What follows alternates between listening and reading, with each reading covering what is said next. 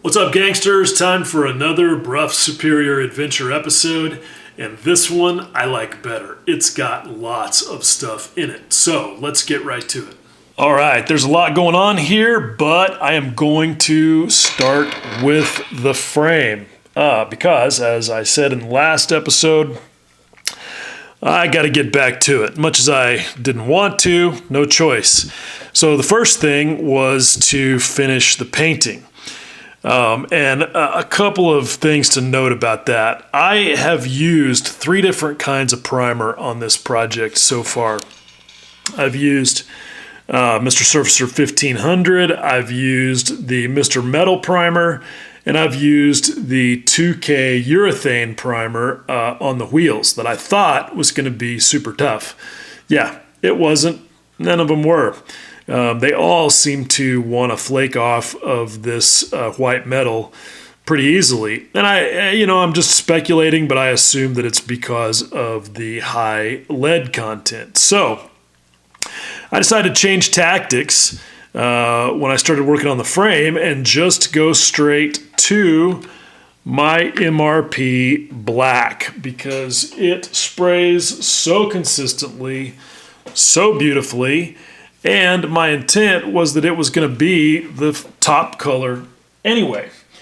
And just treat it like a primer where if I needed to do some sanding and respraying, then I would do that. And so I worked the frame over several times, not trying to get it perfect because that honestly is just pissing up a rope. These, frame spars were never super clean to begin with, and after all of my ham-fisted shenanigans, even worse. So I just dealt with the most offensive things, but like on that down tube right there, I wasn't trying to get that all super smooth and nice looking because truth is this was 1930s metalcraft and it wasn't that great to begin with. So, and it's, it's just not going to show in photographs. So once I got that done, I also needed to deal with these star adjuster things. And I knew that what I was going to be doing there was just removing the paint from them somehow. And the best way to do it ended up being just a Q-tip, one of these hard flat ones that also has the pointy end for when you need that, and put lacquer thinner on it and just very carefully remove the paint from the adjusters. And I made that easier by polishing them beforehand. The real thing was actually a concave piece of, or a convex, depending on which side you're looking at it from. If you're looking at it from the outside, it's an Audi, so convex. It's a piece of sheet metal that's chrome plated, and what it does is when you tighten the bolt down on top of it, it puts tension on the washer underneath it and the wood washers that are inside there, and that's your sort of way of adjusting or adjusting the dampening effect that those provide for the suspension. Anyway, it would be cool if that was a little bit better sort of replicated, but yeah, it is what it is. So just polished them, removed the paint, and it's all good. Now you will notice that the side of the tank here looks pretty shiny. I mean, you can see my stupid face reflected in it. See the camera? There I am over there. Oh, over there. Anyway, so much for being clever with the camera. I should never try to do that. Anyway, you can see it looks pretty slick, as does the rear fender. I am pretty stoked with both of them. I'm not even going to pick it up because I don't want to put my nasty, disgusting fingerprints all over it. Not perfect. You can see a little bit of the wavy in the reflection of the light right there. But all things considered, I am pretty freaking happy with it, especially here on the tip of it where it's going to be most visible. And that was a bunch of layers using the aforementioned strategy of piling on the MRP black. And once I had it sanded, everything was filled and sanded smooth, then I brought in the magic. This stuff right here, Mr. Color GX2, which I believe to be the finest gloss black lacquer in the known universe. This stuff right here will definitely convince you that you know what you're doing. I mean, it's just fantastic. And this bottle is like 7 years old, I think. I haven't had a reason to use this for quite a while. I have it on hand for the rare occasion where I actually need an actual gloss black like this, but also as a base for doing metallic type things as a substitute for the never dependable all-clad gloss black enamel base. Actually just saw a Facebook thread about that stuff. I can't believe they've never fixed it. It's horrible. It has a reputation for never curing. And this is much, much better. It's fantastic. You can thin it a lot, but I tend to, at least in this case, I put it on pretty thick. I probably only reduced it like 50-50, maybe 60-40 thinner to paint. But I wanted it to go on pretty heavy to fill any remaining little micro scratches, and it did a great job. Now, the bad news is that when I posted my hey, look at how shiny this is pictures in SMCG, several guys piped up and said, are they even still making that? It's like as hard to get as hen's teeth. So I don't know. I hope that Mr. Color has not decided for some reason to stop making this, because this stuff is fucking legendary. Like, if I were going to list the 10 greatest products in scale modeling, this would be on that list. Now, so would Tamiya LP series paint. The Tamiya LP11, like the best metallic silver ever. And I suspect that their black is just as good. And I may have to find out, because I don't have a whole lot of this left. And I still got the rest of the tins, as they are called, to do, which will be the front fender and the gas tank and some smaller bits.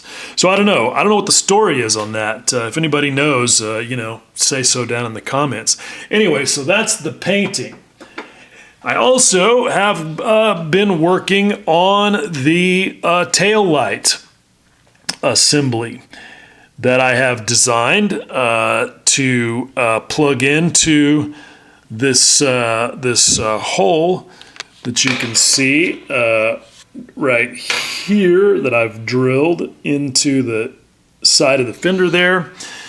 This is my tail light holder and license plate holder that I have created in Fusion. It's 3 parts. The license plate's separate, the taillight itself is separate, and the holder is separate. And you can see how I'm printing that, the supports on that end of the light, and then with that hole there in that sticky outy thing for the cable to plug into. So, and I was pretty stoked with this. I basically just took a good side profile and end profile photo of the fender, used those as canvi in Fusion to get the profile for the main curvature and the lateral curvature of this piece here, and then just started doing some design work, and I'm pretty stoked about it. I think it's going to look good. It took me a few tries to get the fitment correct on all the little pieces. I want the tail light to be separate so that I can insert that last, and so that's that.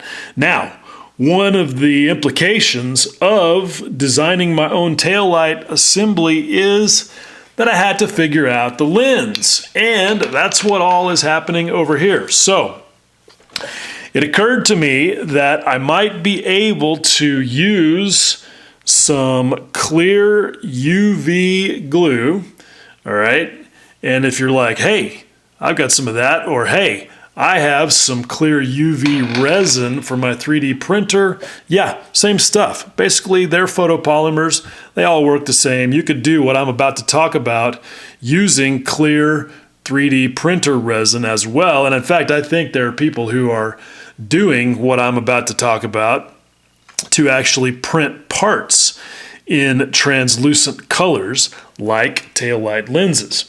But you have to deal with layer lines. Anyway, so I thought, well, if I could make a master pattern and make a mold using silly putty, maybe I could just pour this, mix this with some ink to get it the right color, and pour it into said mold and make some little lenses, because they're very simple shape. They're just basically little round domed things. So I started out by making a little mold-ish sort of thing. This is the box. I made 2 of them. I always print 2 of everything at a minimum. This is the male part. And as you can see, I spent a lot of time spraying Mr. Color GX2 Ueno Black on there to make it smooth and shiny, because even at 20 microns, yeah, you can still see the layer lines a little bit. And so I tried to get rid of those, because the intent was to be able to stuff this little box full of silly putty and then smash this into the top of it to create the cavity. And that is, in fact, exactly what I did. When I put the silly putty in there, I tried to get it close to the right amount, but that's, kind of impossible. And I wanted to sort of overfill it, because then what I did is I clamped it into my little drill vise and squeezed the shit out of it so that it would not only press the cavity, press the master into it and make the little cavity, but then it would squish the excess out on the sides and I'd have a flat surface there. So I did all that. And so how did I get to this point? So I mixed some Liquitex ink with the clear resin, and I used the thin stuff. And my first try on the resin was had 2 problems. One, it was a little too fire engine red, and this ink is very, very strong, and so I immediately got too much in there, and it was too opaque. And so my first test, the casting, if you will, went perfectly, and it popped out of the mold perfectly, but not at all translucent and way too red. That just looks like gloss red paint. That's not what I want. But it did fit perfectly, so that was good. So, and I left a 0.1 millimeter. That's not 1,000th, that's 4,000th. I left a 0.1 millimeter clearance on both sides. So, yeah, all the way around. The diameter is 0.2 millimeters less. That's a pretty good rule of thumb tolerance for small parts. Anyway, so came out of the little mold super easy, but too opaque and too red. And so I got out some of my magenta, because it needed to be needed a little more blue in it, and mixed it up using these little spatula things. And when you first start mixing the ink into the resin, it acts like it's not going to do it. Like it sort of starts to just like break up and look like it's going to go badly. But if you just keep stirring, it will blend in perfectly. And you can see this is still liquid. And it blended in perfectly, and you can kind of see about how translucent it is. And that worked great. These little spatulas, by the way, get them on Amazon. They're fantastic for this kind of chore, or like mixing up 5-minute epoxy or whatever. Same thing with these little aluminum things. These are called laboratory weighing boats. And you get 100 of them for like, I don't know, $5 or something. And they're perfect for stuff like this, because when you're done, yep, just in the trash.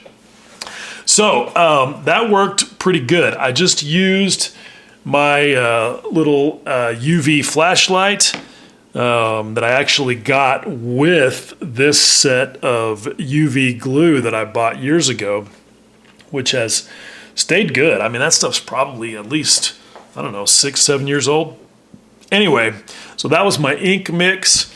And yeah, it's funny how things work out sometimes, because I had worked really hard to make these little things not have those layer lines and be, you know, super smooth, because I thought, hey, if it's like that glossy, that'll make a good surface for the dome. And I had to, obviously, when I designed this, I put the dome right there on the what would end up being the outside of the lens. And I also did that because something to know about this UV glue is that it needs to be anaerobic for a complete cure, which means that's a fancy word for no oxygen. If you just cure it out in the open, and this happens like when you use it to make the lens effect on an instrument panel, you may not notice it there, but the outside of it will stay a little sticky. You can see I just put a fingerprint right there. And that's because there's a film on there that's been in contact with the air in the room that is uncured. And so if you're gonna leave that surface open, you need to clean that off with a little bit of alcohol. And so that's the other reason why I figured that what I was gonna do was use the surface that was inside, next to the silly putty. Well, two things happened. The first thing is that I noticed that when I put the resin in there, that it made its own perfect little dome shape on the outside because of the surface tension and the viscosity. And I was like, wow, that's not only a perfect little dome, but it's perfectly smooth. Wouldn't that be great to just use that? Well, as it turned out, that's what's going to happen, because even in spite of my best efforts, the inside surface, you can see, not nearly as smooth. So, and you can see them on some of these, like it just, like it's going to pick up any little defect, and so that's not good. The other side, however, is brilliant. Just may need to, you know, clean it with a little bit of alcohol if it's sticky.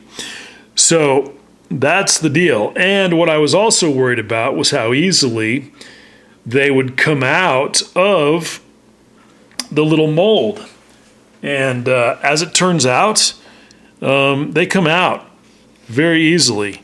Just stick a toothpick or a knife blade or something underneath, and it pops right out just like that. And I do recommend having a gang mold if you're going to do this, because I don't know if you noticed, sorry I keep bumping the camera as usual, some things never change. You know, even though that top surface is pretty perfect, you know, like that one that I just popped out of there, it had like a little, I don't know, like a little bubble or something. You can see there's some little imperfections there on the surface. So if you have a gang of them, then you got, you know, better odds of success. But I'm thrilled, because I think I got the translucency and the redness just about right there. And I am happy that I was able to engineer a process here that worked. And I think this tail light subassembly is going to be super cool. Okay, some things to catch up on. I've finished my little tail light subassembly, and I am pretty stoked with it. It didn't go together without a little bit of drama, but it's all good. So the drama came really after everything was painted, because this was 3 separate pieces. The license plate went in super easy, and with that 0.2 millimeter emboss or deboss, whatever you want to call it, all I had to do was paint that white and then wick some black acrylic paint in there, and then clean it off with some 409 to get the letters all cleaned up. And then I put some MRP Super Clear Matte on top of it. It went in there perfectly, super easy, all good. Unfortunately, my little tail light had tolerances that were a bit too tight, and getting it through the hole in the bracket was a little bit of a challenge. And I actually chipped some of my very carefully applied chrome to the rim there around the end, you can see. So that was masked and sprayed with some ep403 chrome to get that ring on there. And while I'm talking about that, let me get the bottle of said ep403 chrome and point out something. This is one of my favorite wannabe chromes. It works pretty good. It's produces a nice polished aluminum looking finish. And like all of them, it's pretty fragile, but with a little bit of aqua gloss on top of it, it's relatively durable and it doesn't screw up the look of it too much. But here's what I want to point out. This is a brand new bottle that I just bought. My old one was done, and so I picked this up just about a week ago, and I had been told that they had changed this to a pure lacquer, because there's no doubt that it was enamel before. It said very clearly on the bottle before that it was enamel.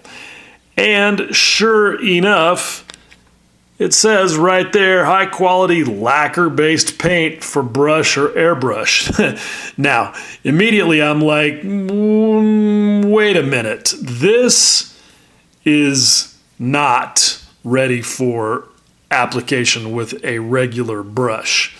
Never has been, never will be. I mean, the stuff has got the consistency of water, even thinner. You're not going to paint this with a brush. Well, as soon as I opened it and did the sniff test, I also realized that the rest of that statement was horse shit too. This is not lacquer. This smells exactly the same as it used to. And you can really tell when you start spraying it and everything smells like diesel. This is 100% mineral spirits carrier. I mean, it may have some other stuff in it besides mineral spirits, but it is not a lacquer. They haven't changed this. And it's pretty disappointing, but honestly not surprising that there would be yet another labeling fail, especially for these guys. It's just an unfortunate trend with them. Not the first time, probably won't be the last time. But it does do a good job. I like it.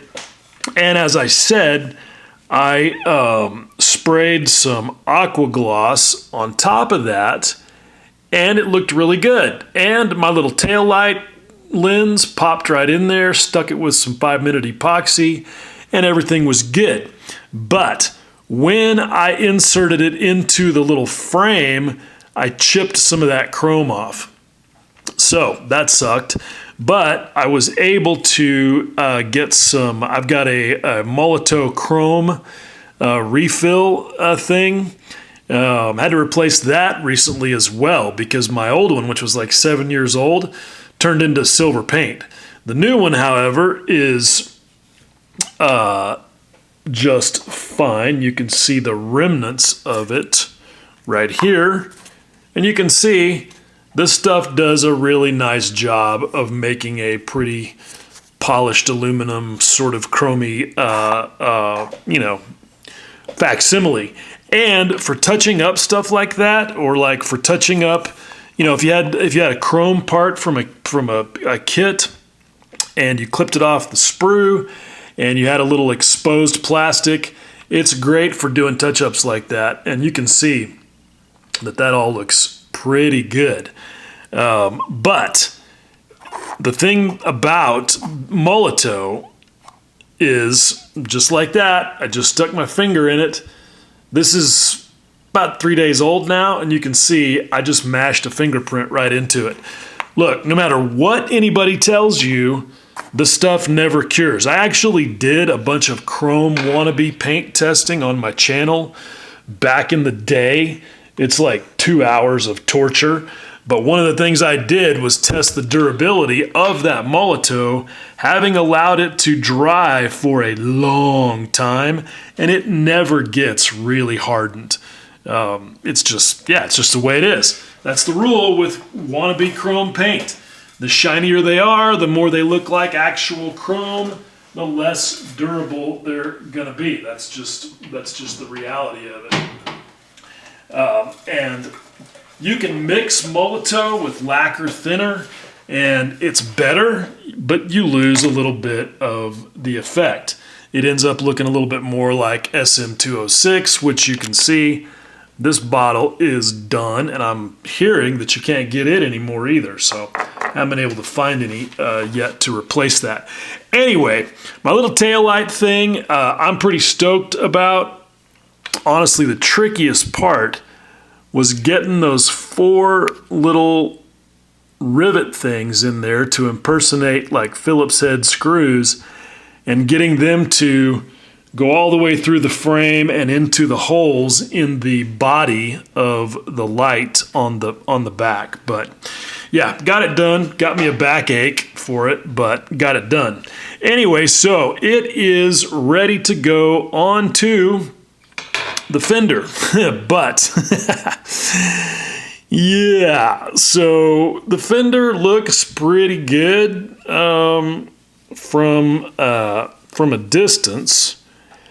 But when I took the picture that I wanted to post on Facebook, I noticed some scratches that I had not seen before. And that's because they weren't there before. And that's because one thing I forgot about GX2 is that as beautiful as it is, it shrinks a lot. And it continues to shrink for 2 or 3 days. So whereas you may have had a perfect, beautiful, smooth finish on day 1 and thought you were, super cool, yeah, a few days later, you got those. So this is going to be a sand and respray affair before I can install it in the frame and install said taillight.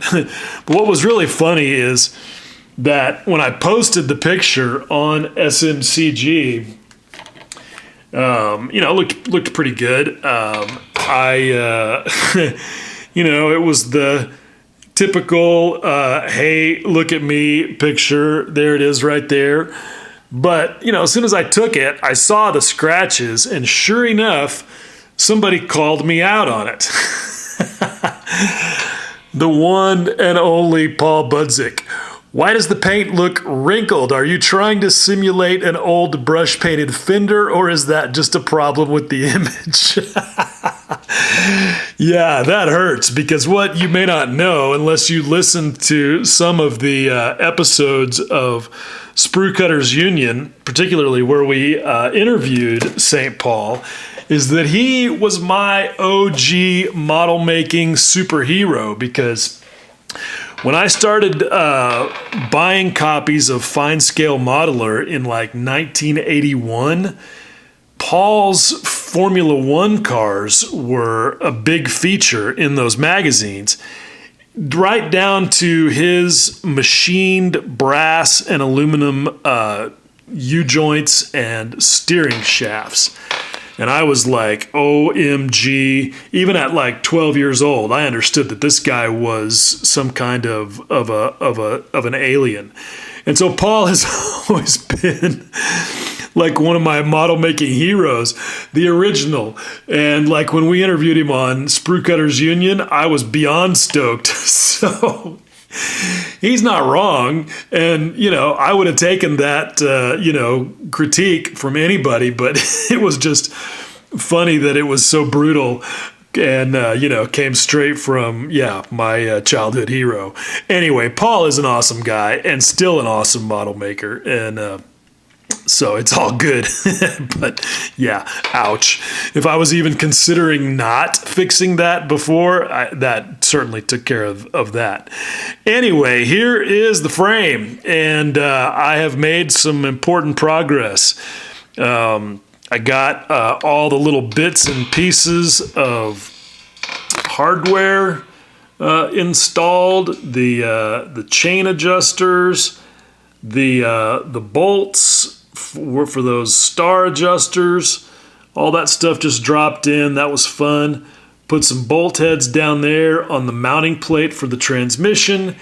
And yes, got the gearbox installed, and that feels pretty good to actually attach the first thing that's larger than a flea to this frame. It's just been like every time, I mean, this frame has just like been sucking my will to live for months. I got this thing off the shelf of Doom right at the end of July, so 6 months after restarting it and thinking, oh, I'm going to just knock this out, I finally installed the gearbox, and I'm getting ready to move on. So, yeah, it feels good to finally feel like I'm making some actual progress with the frame. And this thing is going to take a leap forward because once I get the fender in there, I'm going to get the rear wheel on, going to get the drive chain on, and then the motor will go in, and then it'll be time for a bunch more detailing, which that's actually is a part that I'm looking forward to. So anyway, that's a little bit of an update for the moment. And now for a short diversion into some 3D printing content. Okay, so as you know, if you've been following along, I've been working on designing and printing both the drive chain and the primary chain. And the designs are good. I'm confident in those, and I've printed test parts. But these are printed using what is my standard, these days anyway, go-to favorite resin, which is this frozen aqua gray 8K. Now, right off the bat, just ignore the aqua and the 8K because neither of those things mean anything important. This is not water washable. I use it, I wash it in alcohol, as does everybody else I know who uses it. And this 8K is just nonsense because the resin itself has nothing to do with the resolution of your printer, and we know that even on printers that 8K doesn't really mean anything because it's all about pixel size on the screen. The only reason this has that is because Frozen, and I have this direct from the American product rep. He's a super cool guy named Zeth. And they did update this resin at a certain point, but the main thing they did, as I understand it, was they made it a lower viscosity, which is nice. That helps it print better. If your temperatures are a little bit lower, you're printing at thinner layers, and they just put the 8K on there as some way to differentiate it. Whatever. Anyway, it's great resin. It prints very nicely and very predictably at pretty much any layer that I want to use. 50 microns mostly, 20 microns a lot, and sometimes even at 10 microns. It just does a good job. It's got a good compromise of surface detail and surface finish. random bubble there. That can happen with any resin on a flat up-facing surface like that. I don't know anybody who's figured that out yet. But anyway, it's really good resin, and it's become my go-to favorite, whereas Anycubic Craftsman used to be my favorite. But that stuff, as great as the prints are, it gets real bitchy at 20 microns and below, and I want to print at 20 microns a lot, and sometimes at 10. So this stuff has become my go-to, but it has one flaw. When I take it out of the alcohol bath, it's slightly rubbery, and that's a good thing in situations like this, because this chain has to wrap around the sprockets, even with, and it's got to be flexible enough to do that, even though it's not, you know, the mechanical linkages don't actually function. And obviously the drive sprocket is quite a bit bigger and has a lot more teeth. So it needs to be a bit flexible. And when it comes right out of the alcohol bath for a couple hours, it totally is. But within about a day, it gets pretty brittle. And I don't know if I'll even get it off of here without breaking it. It's not... Yep, see, easily snapped it right off. And that's the problem with these chain parts, because not only do I need it to be flexible enough to go on there when I assemble it, and it's not going to be within 2 hours after taking it out of processing, because I got to paint it. It's going to, it's going to be a few days at a minimum. But I also want to feel confident that it's going to stay flexible and tough for the life of the model, which we hope is a long time. And so, that being the case, I started looking into some engineering resins that have better properties.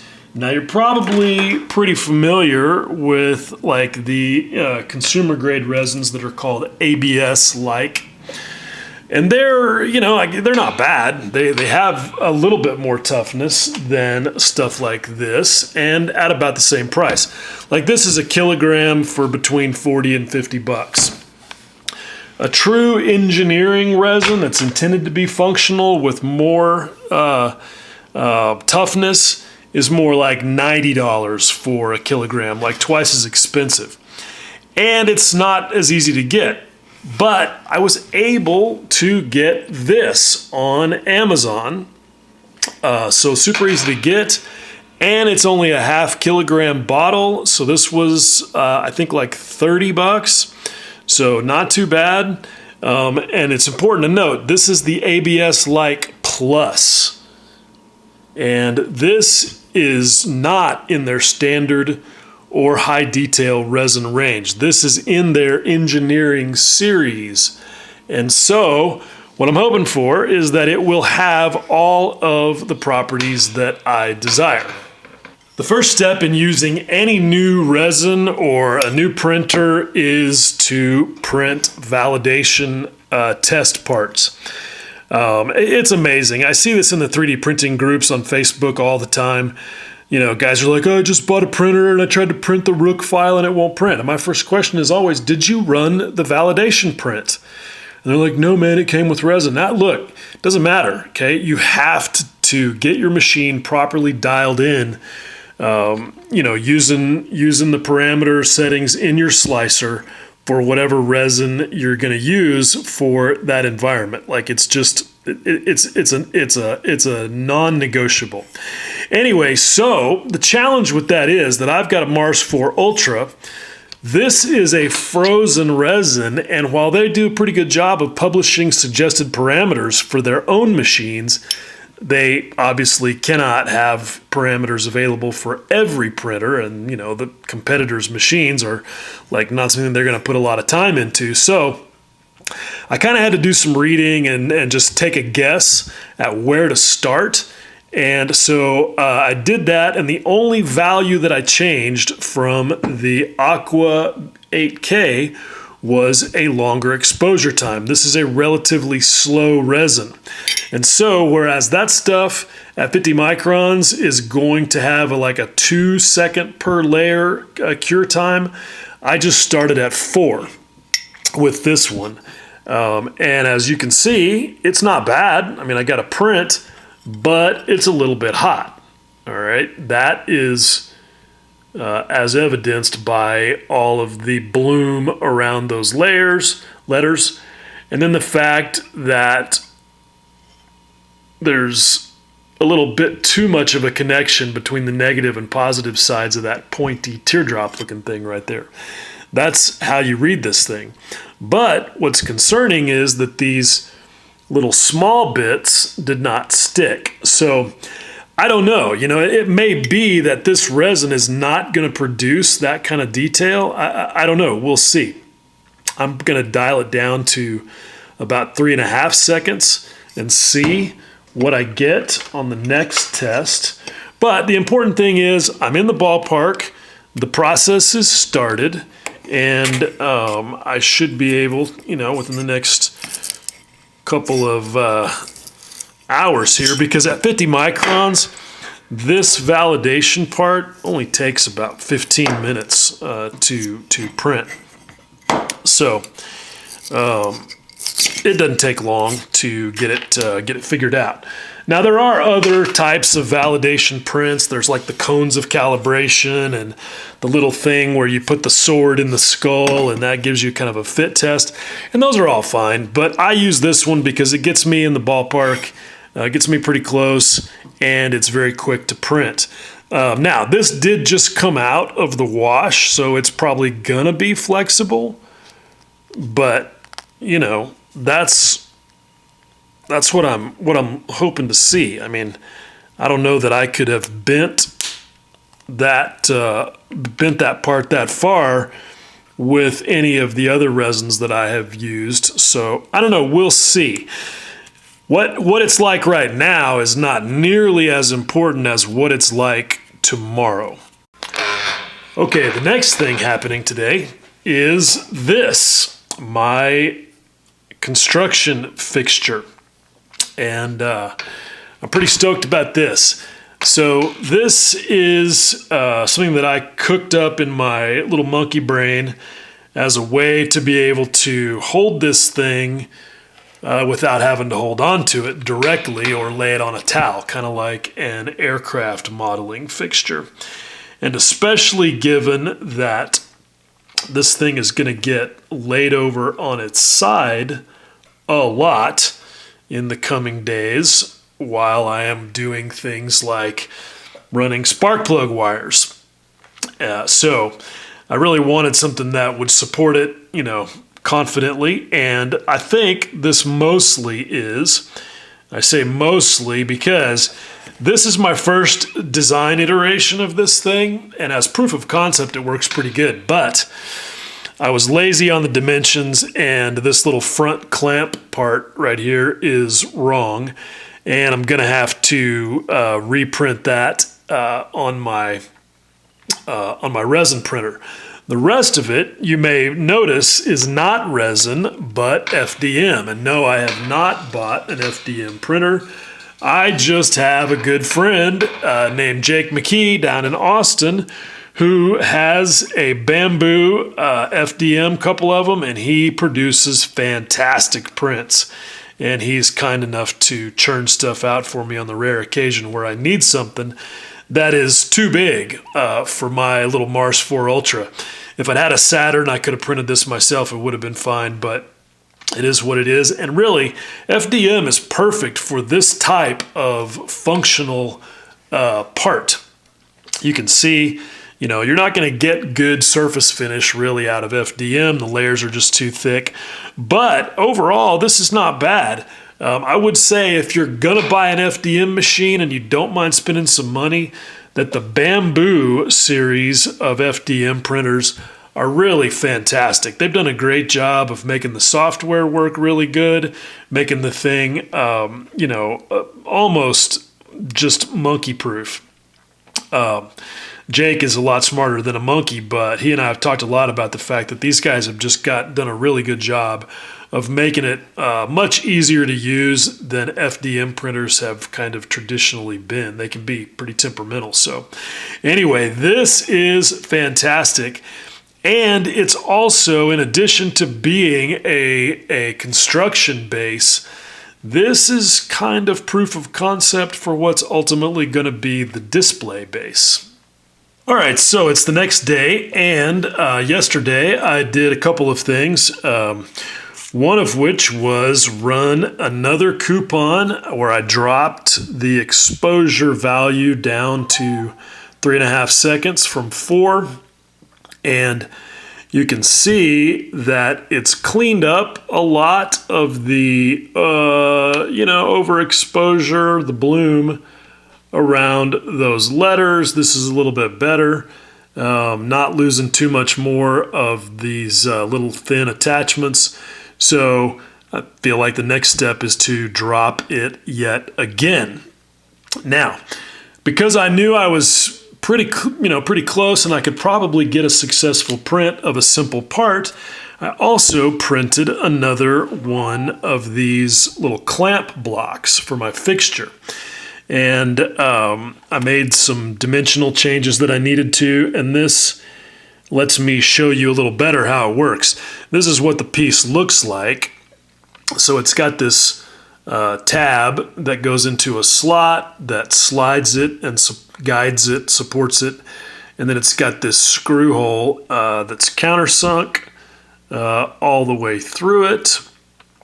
And so with this little Allen screw inside there, it's a 30 millimeter, it's an M2 by 30 millimeter long screw. And then I have a nut pocket on this end. I kind of like saying nut pocket. That's just fun. Anyway, the nut fits in there perfectly, but I also put a little bit of liquid super glue in there to make sure it stayed put. Anyway, so just tighten up that screw, and it closes the clamp and grabs the frame, and it is quite secure. I am very happy with my design at this point. It's going to need a little bit of refinement, because my tolerances are a little sloppy. I don't want that to look crooked, and obviously, in the final thing, I don't want those pieces to be different widths. But this is proof of concept as well as being functional, so it's all good. I want to mention that I got my hardware, the little screw and the nuts from McMaster-Carr. Look, there's just no better place, especially if you live out in the middle of nowhere like I do, and all you've got is a Lowe's or other type of big box hardware store that isn't going to have something that's even as minimally specialized as a screw like that. McMaster-Carr is fantastic. They have an amazing searchable catalog online. The ordering process, even for just a couple little packs of screws and nuts, is super simple. Yes, I did pay more in shipping than I paid for the hardware, but I had it in 2 days. They're fantastic. And one of my favorite things is that there's a native feature in Fusion to insert McMaster-Carr components into your design. So that is very handy and very easy. All right, now let's check and see how the flexibility of this is. This is the support structure for the little clamp block. And let's see if this was the frozen Aqua 8K. These would be snapping off right now, but they are still quite flexible. Now, to be fair, I did not post-cure these. I don't post-cure a high percentage of my parts because there's honestly just no need to. But this is what I was hoping to see. that has stayed very flexible 24 hours later. So that's great news. Let's see how this thing behaves. I mean, that's pretty good. I know I can break it if I try hard enough, but that's pretty good flexibility. I'm happy with that. Now, based on that result, I decided to drop it down another half second, and I've got that right here. And you can see that there's honestly not much of an improvement on the letters there. So that tells me that this stuff just, for whatever reason, may not like that type of detail, because I can get those perfect with the Aqua 8K and the other resins that I use for detail parts. So it just may not like that type of thing, and that's okay, because that's not the type of thing where I would be inclined most likely to use this resin. As long as it gets the detail captured good enough and gives me the toughness that I need, then it's successful. So, now looking at the other things here, I went ahead and printed a couple of chains to try to be more efficient and take advantage of the printing time. And this one looks pretty good. It's showing, I think, pretty good detail. The link pins are popping pretty well. I feel like, like that looks good. But you look at the part adjacent to it, and you can see some delamination going on right there with the chain. And then you realize, oh shit, we're completely missing most of that shaft that should be sticking out of there, which is a good thing to recognize, because that means that that's a blob in the tank and I need to do a vat clean. So that tells me that I'm down at the bottom of what's going to be the acceptable exposure time. When I start to get delamination like that, that's definitely underexposed. Even though it's only happening on part of the print, that's the issue there. So I'm going to probably split the difference and go back up to like 3.3 seconds and print some chains for real. So that'll be good. But these are great as test parts, especially to see how they look tomorrow. But here's what I really like, is look at how easy it is to slice off these supports. And I'm really pleased that even at a little bit of underexposure, that these supports have hung on just fine, because they are 0.2 millimeter tips. And that's kind of at the point where they will start to not be strong enough to hang on. So that was good, because I just brutally yanked that off of there, and this is what I want to see. That's going to be perfect if it stays like that for wrapping it around the sprocket and getting the teeth into in between each one of those links. That's outstanding. So I'm feeling pretty positive about this choice of resins at this point. As I'm sitting here working on straightening out this paint, it occurred to me that maybe this would be a good time for a little technical note. So the key to straight paint is always good sanding. You hear people talk about polishing and blah, blah, blah, blah, blah. You should never be polishing until the paint or the clear coat is already straight. And a lot of people, I feel like, just make the mistake of over sanding, using too heavy a grit. People say, well, coarse grit makes it straight and fine grit makes it smooth, but coarse is kind of a relative term. I see people all the time like, yeah, I sanded it with 3000 grit. Look, you should never get to grit that high unless you're truly polishing. This is a strip of 1000 grit Infinity sanding sponge that I just chop off with my wonderful brand new number 22 blade in this scalpel that I just replaced, and get a little chunk of it. And once the piece that I've got in my gripper tweezers starts getting clogged up like that, and you can kind of feel it because it starts to feel draggy, and if it gets much more clogged than that, it's going to scratch, and you don't want that. So I would much rather just burn through a bunch of abrasive material than have to deal with a gouge. Now, using water helps, but I like to do this type of sanding dry because it just makes it a lot easier to see what's going on.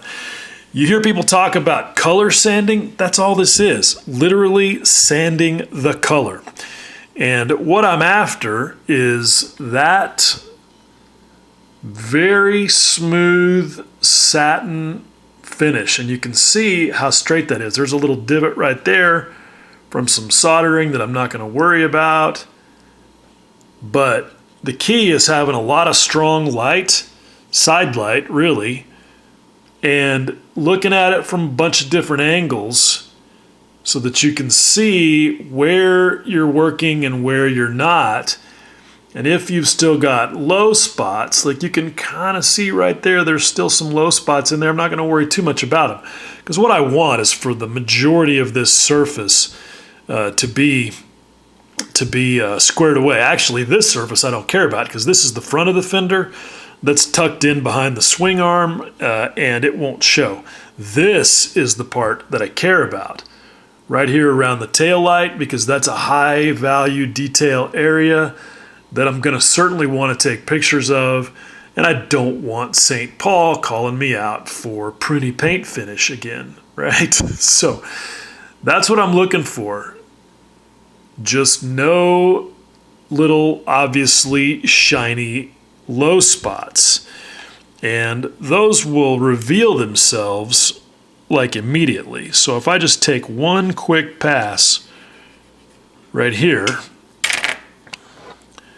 and wipe the dust off, you can see what I'm talking about. This is pretty straight, but you can start to see the differences. And I am just lightly sanding. All I'm doing is straightening it out and giving it some tooth.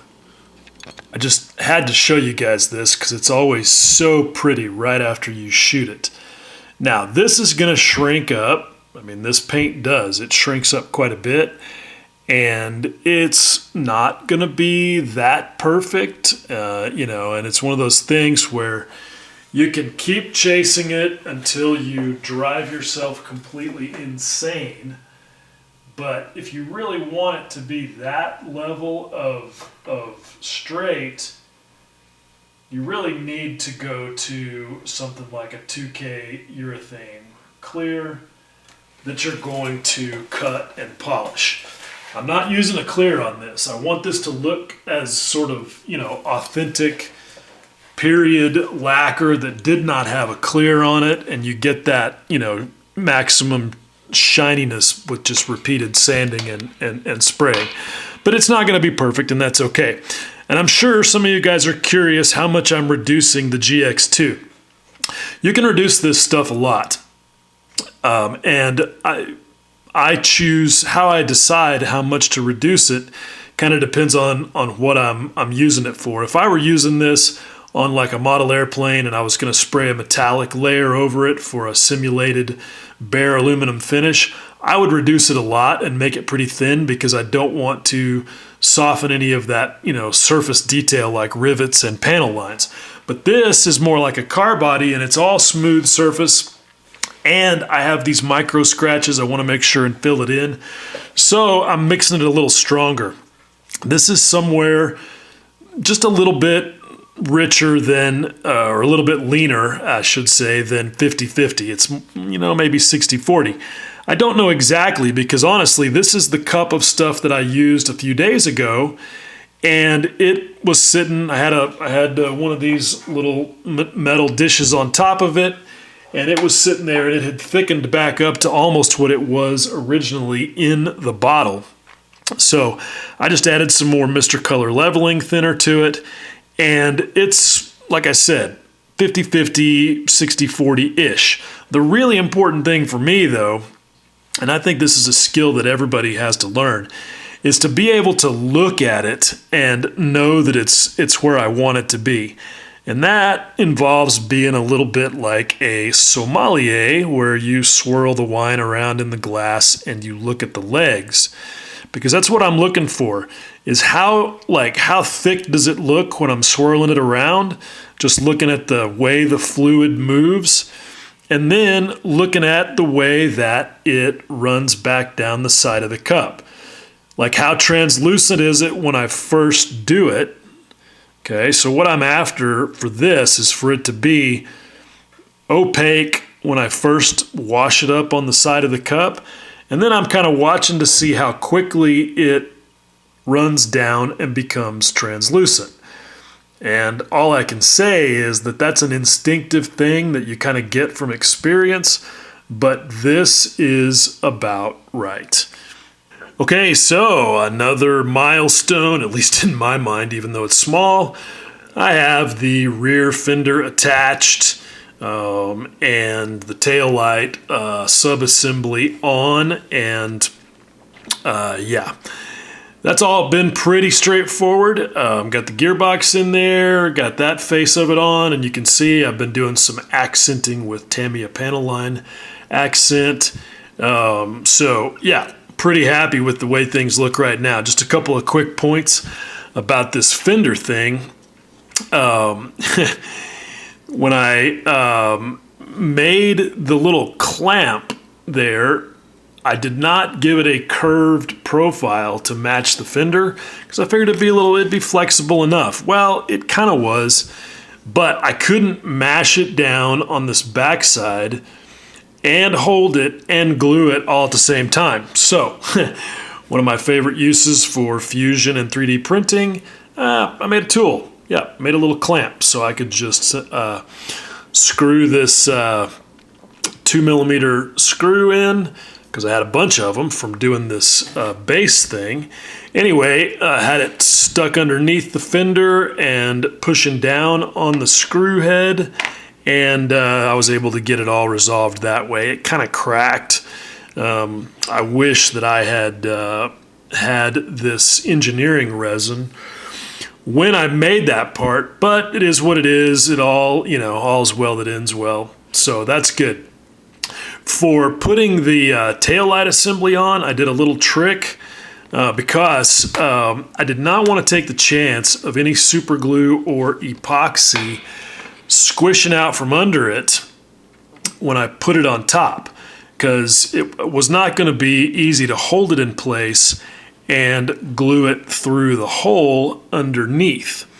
So what I did is I stuck it on there with this stuff and let it dry, and so it was held firmly in place. And honestly, that probably would have been enough for a forever hold, because that stuff is pretty sticky. I know that from using it for my bare metal foil experiments.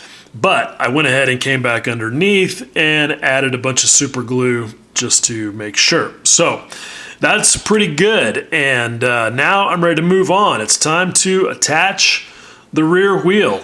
And I gotta say, actually, one last thing. This stand has already proven to be worth way more than the effort and cost to make it. Just being able to move this thing all around, to deal with just the stuff that I had to on the rear fender and the taillight subassembly, has really made this thing very, very handy. And it's just so nice to be able to grab this thing and do whatever I need to do without actually having to touch the model. So yeah, time well spent. Anyway, I gotta move on. So there you go. Lots of stuff going on there with lots of things. I hope that if you suffered through all of it, that you might have found something useful in there. And as always, I appreciate you watching. Much love.